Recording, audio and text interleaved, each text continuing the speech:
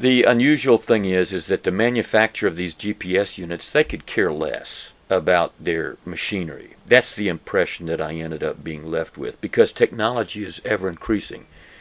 One year you have this TV, the next year you got a much better TV. The year after that, well, probably sometime in the future it won't be HD, it's going to be something that's going to grab you from the television.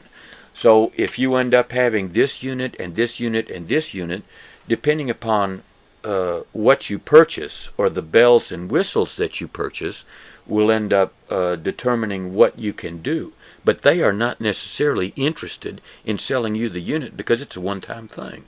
What they want to do is sell you the chip. That's it.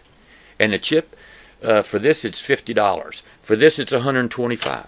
If you go to DeLorme for right at $60, you get the whole U.S. Now what are you going to get? And then you end up having, I saw recently the other day, a gentleman came up here and he had one of these gizmos that shows you how to get there, and then it will show you pictures of how to get there. Now I do know that in Germany, when Google has done this, that there are a lot of folks that don't like that. That's why in Germany you have to end up blocking out the license plate numbers. Now I'm sure that if that were here, you would have to do the license plate numbers and the mailbox, because the mailbox has got the number on it. And it won't matter if it's number 332 if you end up having the road on there. Well, this is what 332 looks like. So to a degree you end up invading privacy. And yet on the other hand, for instance with us, it was 10 days within 9/11.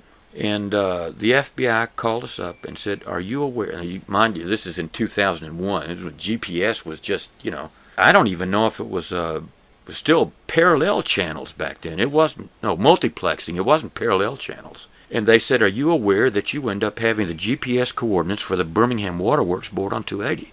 And I let them know it's coming off tomorrow. We had all the GPS coordinates for the overpasses on the freeways, but now we have them on crossroads, churches, and cemeteries, with reference to the FBI, with reference to ATF, with reference to the Hoover Police Distribution Center, with reference to the Birmingham Police Distribution Center. That information's been removed because we had them labeled. As to Redstone Arsenal or Huntsville, we took off various different things in Redstone Arsenal and then took off the North American Missile Defense Command and then took off their EMS thing. And then we did the same thing on Jones Bluff or R.E. Bob Woodruff, because you have Maxwell on there. Then you have the Gunner Annex, and we just put on there for national security reasons that information has been altered or deleted.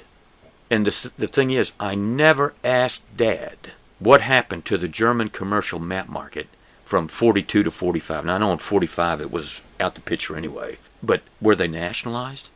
See, back in those days, that was it. I mean, if you have a very nice map of France, I mean, and here you just had Normandy. What you going to do about the maps in France?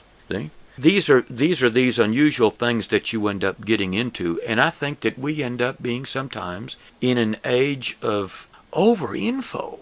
I mean, you get bombarded on. You want to listen to the radio and hear some Brit telling you which way to turn? And it might be somebody that speaks Urdu and doesn't speak very good English. But irrespective of that, you're bombarded with information, whether it's smoking, whether it's having your cup of coffee, whether it's the children in the back. Well, let me use the fax machine. Or then you end up having texting. Then you end up having a phone. Now you end up having a GPS unit that tells you where to turn and the road's not there.